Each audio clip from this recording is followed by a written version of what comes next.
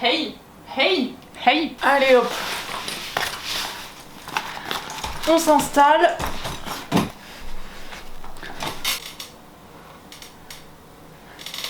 Je te retrouve avec mon petit sac siège, j'adore cette chose, parce qu'aujourd'hui j'ai envie de te parler de mon métier, parce que je t'ai dit que je te parlerais de mon métier depuis le début de cette chaîne, donc depuis la vidéo de présentation si tu l'as pas vu, je t'invite à aller la voir. Donc mon métier, si tu sais pas ce que c'est, bah, je suis script et assistante script, donc en l'occurrence en ce moment je suis plutôt assistante script que script. Ah t'es script, t'écris des scénarios, c'est super. Ben non. non. Je suis en train de me préparer pour un gros tournage sur un long métrage de Christophe Baratier donc qui s'appelle Le Temps des Secrets sur Marcel Pagnol, c'est celui qui a fait Les Choristes, si tu sais pas qui c'est. Je suis assistante script dessus pour 1 mois et demi et je suis trop contente. C'était l'occasion rêvée pour moi de te parler du métier parce que je suis en train de préparer mon petit sac, enfin en vrai il est déjà prêt parce que je suis prévoyante. Je tiens à te dire que je serai peut-être un peu moins présente sur YouTube à cause de ce gros projet qui va me prendre énormément de temps du coup. Mais je vais essayer de faire quand même une vidéo 1 semaine sur 2. Comme ça moi ça me permet de tenir le rythme et toi tu n'as pas aucune vidéo du tout. Donc si tu sais pas ce que c'est, le métier de script c'est un métier qui est majoritairement féminin. On dit plus souvent la script que le script par convention parce qu'originellement le métier de script c'était les secrétaires de plateau. C'était les réalisateurs qui demandaient aux secrétaires de plateau de venir sur le plateau donc et de noter toutes les prises qui étaient bonnes, qui n'étaient pas bonnes. Aujourd'hui, le métier de script se résume à plusieurs tâches, on est vraiment multitâche quand on est script et souvent définir mon métier c'est assez compliqué parce qu'on a tellement de tâches différentes et tellement de choses à penser, à faire, on doit avoir l'œil partout pour vérifier les faux raccords parce que ça évidemment c'est hyper important, donc vérifier les faux raccords c'est faux raccords de gestes, faux raccords de lumière, faux raccords de météo, faux raccords d'action, de jeu. Si jamais l'acteur n'est pas dans la même émotion d'une scène à l'autre, ça va poser problème en termes de logique, ça va être bizarre pour le spectateur. Ça va être aussi des raccords accessoires, des raccords déco, des raccords de coiffure, de vêtements, d'habillage. On est vraiment là pour gérer tous les raccords et tout ce qui touche à la logique du film en fait et à toute la cohérence. On est vraiment le gardien de la cohérence du film et c'est génial. On a déjà 4 rapports à faire qui sont assez importants. Le premier c'est le rapport montage, c'est le plus connu. C'est celui qui permet en fait de dire au monteur ce qui se passe sur chaque plan pour lui faciliter la tâche. À vrai dire je sais que la plupart des monteurs ne le regardent pas, c'est en fonction de chaque monteur. Nous on est là pour dire voilà ça va, ça va pas, sur cette prise voilà ce qui n'allait pas au moment du tournage, voilà pourquoi on l'a refaite, voilà celle qu'on préfère sur le coup, mais c'est vrai qu'au final ce qu'on préfère sur le coup c'est peut-être plus qu'on préfère au montage. Donc notre boulot c'est vraiment de répertorier toutes ces infos là pour que le monteur puisse s'y retrouver beaucoup plus facilement. Ensuite dans un deuxième rapport, il y a le rapport image. Donc ce rapport image c'est en fait toutes les informations liées à la caméra, les filtres, les objectifs, c'est vraiment toute la partie technique de la caméra, le nombre de clips qu'il y a sur la caméra et quel clip correspond à quelle prise. S'il y a des faux clips, on le note aussi. Et en fait, nous, vu qu'on a déjà beaucoup de boulot, on aimerait déléguer complètement cette partie-là aux assistants caméra qui ont aussi beaucoup de boulot, mais qui maîtrisent beaucoup mieux le sujet que nous, même si bon, on se forme. Disons qu'on leur pose beaucoup de questions, alors que si c'était eux qui le faisaient, ce serait beaucoup plus simple. On a encore un autre rapport à faire, c'est le rapport de production.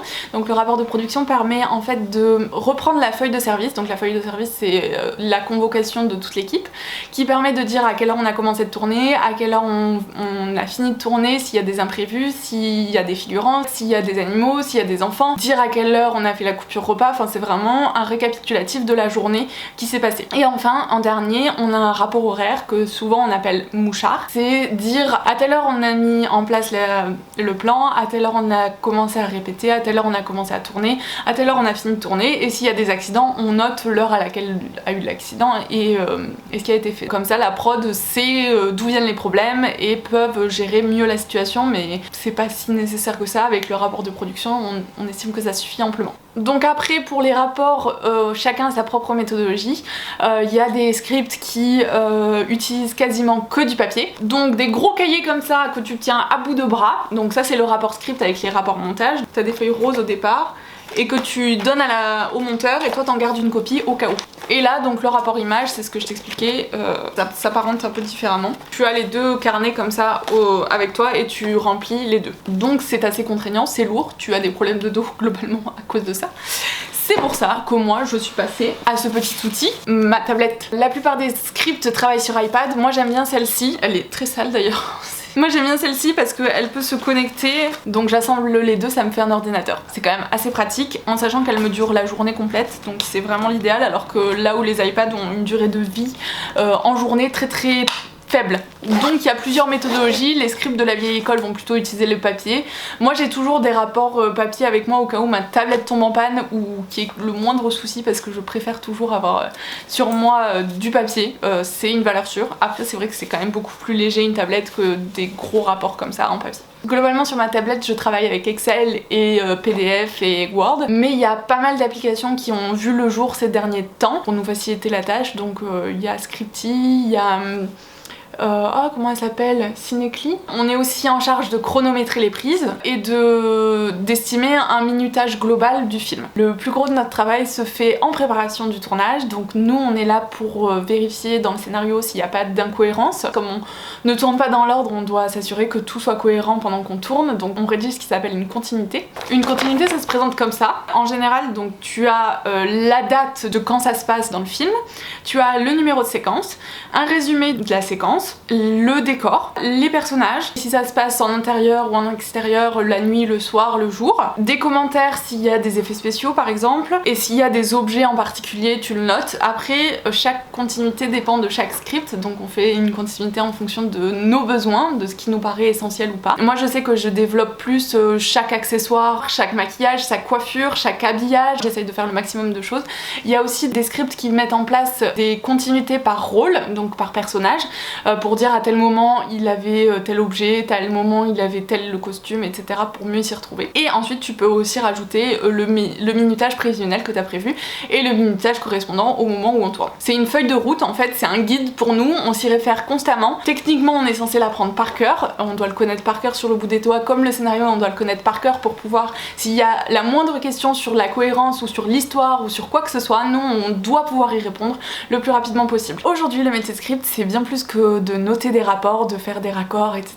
C'est avant tout le bras droit du réalisateur. Donc par rapport au réalisateur, on est celui qui lui souffle un peu les infos qui pourraient manquer dans le scénario. On est là pour donner un avis, faire des propositions, qu'elles soient acceptées ou non, mais on n'est pas là juste pour faire des rapports, parce que c'est pas le plus intéressant de notre métier, parce que moi ce que j'adore dans ce métier c'est de pouvoir aider à la construction d'un projet en collaboration étroite avec beaucoup de membres de l'équipe, l'accessoiriste avec le maquilleur ou la maquilleuse, le chef costumier, l'habilleur ou l'habilleuse, le coiffeur ou coiffeuse, c'est aussi la déco, c'est aussi l'assistant réalisateur, c'est aussi le chef opérateur, enfin on est vraiment en contact avec tous les membres de l'équipe. Globalement il y a peu de formations pour parler du métier de script, beaucoup de scripts se sont formés sur le tas par d'autres scripts en fait.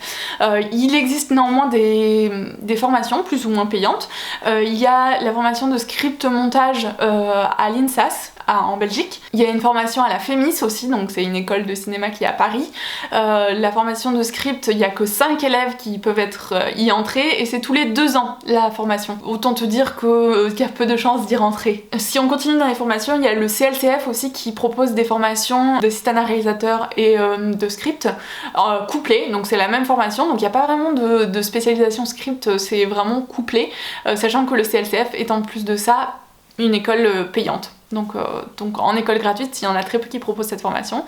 À Satis, l'école que j'ai faite, il n'y a pas de formation de script, on n'est pas du tout formé à ce métier, même si bon, il y a quelques personnes qui ont eu envie de faire ce métier là aussi, qui est super, et dont on ne parle pas assez dans les formations générales. Je me suis formée en montage parce que j'estime que c'est hyper important d'avoir des bases de montage pour pouvoir travailler en tant que script, parce que c'est toi qui vas voir si tel plan pourra raccorder avec tel plan, si le monteur va pouvoir monter, en fait, c'est nous on doit s'assurer que le film soit montable et qu'on n'ait pas de surprise au montage à se dire bah mince il manque tel plan ou mince ça marche pas du tout en fait dans le jeu. Donc nous on est là pour s'assurer qu'il y ait le moins d'erreurs possible en montage, et comme j'ai tellement galéré plusieurs fois en montage, je crois savoir à peu près m'en sortir, ce qui marche pas, et c'est une très bonne formation de pouvoir avoir fait du montage. Après je pense qu'il faut avoir touché à tout et aimer en fait toucher à tout pour faire ce métier parce que t'es vraiment au centre de tout et on te sollicite vraiment beaucoup, donc il faut aimer le relationnel, il faut aimer être au cœur des préoccupations du tournage. Donc si tu aimes ça, si tu aimes être sollicité,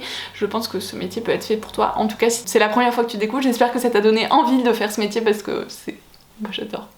Après il faut dire aussi qu'il y a peu de place dans ce métier, tout marche par le réseau quasiment, donc c'est quasiment que du bouche à oreille, c'est démarcher des scripts, c'est démarcher pas mal de gens.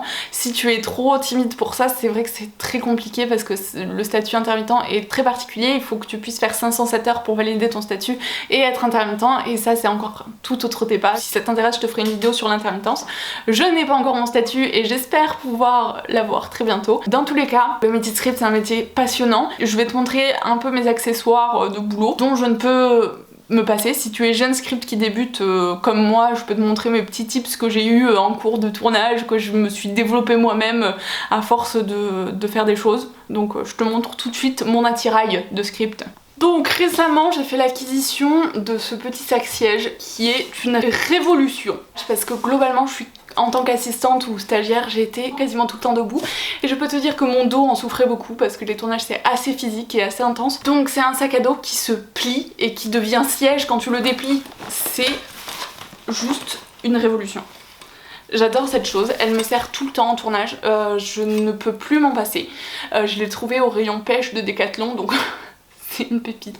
J'adore. Franchement, même si tu pars en camping, je peux que te le recommander, c'est une merveille cette chose. Donc, dans ce petit sac, je peux quand même mettre pas mal de choses. Donc j'ai tout d'abord mon scénario. Ah non, ça c'est pas mon scénario, c'est mon mémoire. Donc si tu ne le sais pas, j'ai écrit un mémoire sur ce métier qui me passionne. Si je peux, je te mettrai le lien de mon mémoire dans la barre d'infos pour que si ça t'intéresse, tu puisses le lire. On recommence. J'ai tout d'abord mon scénario en format papier, je l'ai aussi sur ma tablette au cas où, mais j'aime bien l'avoir en format papier, au moins il est accessible tout de suite. Donc, globalement je note tous les raccords sur mon papier, comme ça au moins je sais d'une prise à l'autre ce que l'acteur a fait, dans quelle main il avait sa cigarette, de quel sens il s'est retourné, s'il a fait une sortie de champ à gauche, à droite, globalement tout d'un coup d'œil. J'ai ma feuille de service en premier plan, comme ça je sais ce qu'on tourne dans la journée. J'ai évidemment ma tablette, qui ne me quitte jamais, avec toujours mon chargeur avec moi au cas où. Du coup c'est deux gros rapports papier que j'ai toujours avec moi en secours. Bon du coup ça alourdit fortement mon sac mais c'est primordial pour moi de l'avoir. J'ai bien évidemment ma continuité toujours sur moi. En outil de travail indispensable, j'ai un stylo et un chronomètre. Celui-là il date de mon tout premier stage, donc il date d'il y a 4 ans maintenant. C'est ma maîtresse de stage qui me l'avait donné, il ne m'a jamais quitté depuis. C'est important d'enlever le petit bip du chronomètre parce que pendant les prises, si tu déclenches et que ça fait bip, autant te dire que tout le monde va t'assassiner. Donc indispensable. J'ai mon stylo qui est accroché, comme ça tu l'as toujours sur toi, impossible de le perdre. La règle d'or c'est ne prête jamais tes stylos en tournage, sinon tu ne les revois jamais. J'en ai toujours deux, là j'en ai plus qu'un parce que justement j'en ai prêté un, je ne l'ai jamais revu. Pour les choses indispensables de tournage, un poncho, parce que clairement quand il pleut t'es bien content de l'avoir. J'ai choisi de le prendre transparent parce que comme ça je peux glisser ma tablette dessous et quand il pleut, et ben ma tablette est protégée, je suis protégée et je peux voir ce que j'écris. C'est pas génial? C'est génial. J'ai toujours un pull sur moi parce que les tournages, une fois tu tournes de nuit, une fois tu tournes dehors, une fois tu tournes dedans, la météo est instable, clairement un pull c'est la moindre des choses. C'est la base. Et voilà, j'ai vraiment plus aucun style. Mais de toute façon en tournage on t'apprend rapidement que c'est pas la peine d'être stylé, t'auras vite plus aucun style en fait. Donc voilà. Donc ça c'est pour la partie matérielle. J'ai toujours avec moi... On est sûr qu'on veut garder ça? Je vais l'enlever. J'ai toujours avec moi une petite trousse de secours. Donc cette trousse de secours, il y a ma vie dedans. J'ai un spray anti-moustique, de l'Antadis, pour celles qui ont des règles douloureuses, tu connais. En cette période, évidemment, du gel. Des pansements pour ampoules, les pauvres, ils ont vécu la guerre. Là, j'ai de la coculine parce que j'ai le mal de transport et quand tu dois tourner dans un bateau, dans une voiture qui roule, où tu dois regarder l'écran en permanence, autant te dire que ça me sauve la vie. Du Doliprane, même si sur place, ils ont toujours une trousse à pharmacie. Moi, j'aime bien avoir mes choses à moi, comme ça m'évite de sortir du plateau. Je suis toujours sur place et j'ai mes affaires à moi. Une pince à épiler au cas où, des tampons. Même si maintenant j'utilise des culottes de règles, clairement les tampons ça sauve la vie en tournage si t'avais pas prévu d'avoir tes règles. Voilà. De la crème solaire, vraiment hyper important. dans toutes circonstances tu dois avoir de la crème solaire. Normalement aussi une casquette parce que quand tu tournes à l'extérieur c'est hyper important d'avoir une casquette. J'ai oublié de te dire mais ma tenue c'est clairement un short ou un jean avec un t-shirt basique de chez Basique avec un pull en rechange, des chaussures de marche ou des chaussures vraiment de sport et voilà. Ensuite dans les indispensables j'ai ma gourde, sachant que celle-là elle est bien aussi parce qu'elle brumise en même temps. J'adore, c'est en été ça sauve des vies. Avec un éventail au cas où. Comme les ventilateurs sont interdits en ce moment sur les plateaux, j'ai pas le droit de le prendre, mais en théorie c'est celui-là qui m'accompagne partout, c'est un petit ventilateur de poche qui visiblement est cassé. Mais en tout cas lui pareil, oh, il brumise, donc c'est une pépite. Et ben voilà, je crois que j'ai fait le tour de cette vidéo. J'espère que cette vidéo t'a plu, t'aura renseigné sur pas mal de choses sur le métier de script. J'ai envie d'interviewer d'autres personnes sur des métiers peu communs, en tout cas dont on n'entend pas forcément parler. Je t'invite à t'abonner si tu veux suivre cette série de vidéos métiers et à me laisser un petit pouce content si ça t'a plu. Je t'invite également à me laisser un commentaire si tu as des questions ou sur des points sur lesquels j'aurais pas été claire. J'y répondrai avec plaisir. Je te fais des bisous!